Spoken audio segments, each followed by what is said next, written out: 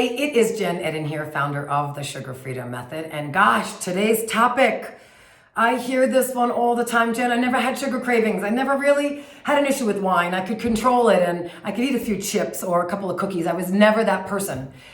Sometimes you still are that person since you were a kid, but you know what? A lot of women come and say, what's up? What gives? Why is it getting worse and worse and worse? Or I gave up all that stuff and it suddenly came back. And now, like, nothing works, Jen. None of my old tricks work. And I say, hey, you know what? Gosh, okay, it's not your fault. It's not. And there are things you can do about it, okay? We are not taught in school that as we get into our 40s and 50s and 60s and we've had babies, okay, a lot of women who come see us in the Sugar Freedom Method have had babies. Our bodies get tired. Our detoxification process goes down. We keep eating the same stuff. We're abusing our bodies by skipping meals. We're not sleeping that great if we sleep at all. We're running around like crazy. We're throwing whatever we can down the hatch because we're busy with our lives and our bodies are literally starting to break down. And so sugar cravings are just a sign that there is something going on underneath the surface, underneath the hood of the car, and I need you to start looking, okay? It does not mean, gosh, that we're bad people or that, I get this a lot, Jen, I feel so bad. I'm embarrassed, my jeans don't zip. And I'm like, what, you're gonna be embarrassed that no one taught you how to put your body back in balance? And that weight, and especially fat around the middle, is just a symptom of something much bigger? No, we don't get to feel bad about that as women. We get to do something about it. And while I very rarely ever talk about the Sugar Freedom Method, on my channel, I just want you to know this is exactly what we address.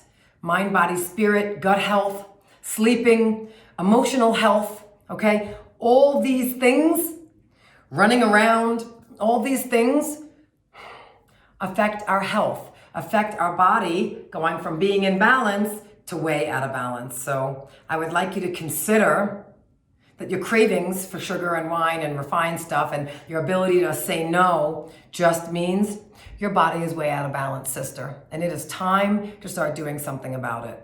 And I'm just gonna run through real quick, like they've gotten worse because your sleep habits are off, your digestive system is off, digestion system. You're running around too much, your body is tired.